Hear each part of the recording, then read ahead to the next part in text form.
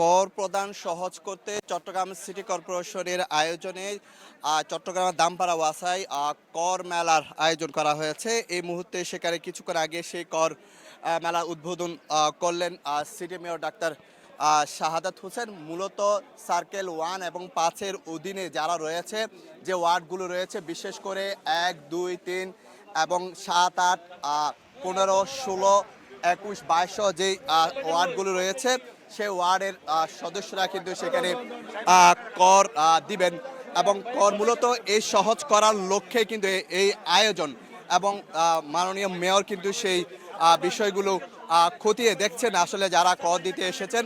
এবং মূলত এখানে লাইসেন্স নবায়ন, লাইসেন্স যে নতুন লাইসেন্স করা, ট্রেড লাইসেন্স করা, পাশাপাশি কর দেওয়া এবং যেই করগুলো দীর্ঘদিন ধরে আটকে আছে সেগুলো সহজ করা সহ নানা বিষয় নিয়ে এখানে বক্তব্য। আমরা একটু মেয়রের কাছে যাওয়ার চেষ্টা করি। আসলে ভাই, আগে 30 সেকেন্ডে যদি একটু বলেন আসলে কি মেসেজ দিচ্ছেন আজকে নগরবাসীর জন্য? নগরবাসীকে আমি এটাই বলতে চাই যে কর দিন, শহরকে সুন্দর করুন। আমরা কাকেও করের বোঝা চাপাবো না, এটা আমি বলতে চাই। যে আগের যারা এসেছে তারা জোর করে করের বোঝা চাপিয়েছে, দুর্নীতি করেছে।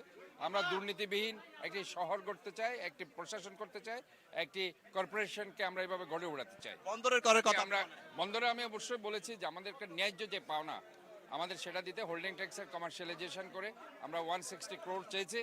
সেটা যদি আমাদেরকে দেওয়া হয় তাহলে পরে আমরা কৃতজ্ঞ থাকবো। 1% মাসুল যেহেতু অনেক টাকা আসছে, সেটা তারা হয়তো দিতে পারছে না, কিন্তু হোল্ডিং ট্যাক্সের কমার্শিয়ালাইজেশন তারা দিতে পারছে, সেটা আইনেও আছে।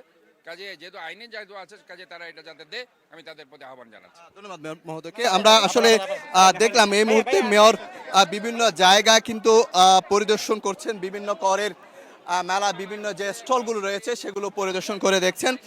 চট্টগ্রাম শহরে যে 41টি ওয়ার্ড রয়েছে, সে ওয়ার্ড থেকে প্রায় 5 থেকে 6, 5 এবং 1 এবং 5 যে সার্কেল রয়েছে রাজস্ব, অর্থাৎ চট্টগ্রাম সিটি কর্পোরেশনের রাজস্ব আদায়ে অন্যতম যে খাত সেটা হচ্ছে কর এবং ট্রেড লাইসেন্সের। সেক্ষেত্রে এই দুইটি বিষয়ে সবচেয়ে বেশি গুরুত্ব দেওয়া হচ্ছে। এবং কিছুক্ষণ আগে মেয়র যেটি ঘোষণা দিলেন, অবশ্যই নগরবাসী যেন তাদের কর আদায় করে। এই ছিল আমার কাছে সর্বশেষ তথ্য।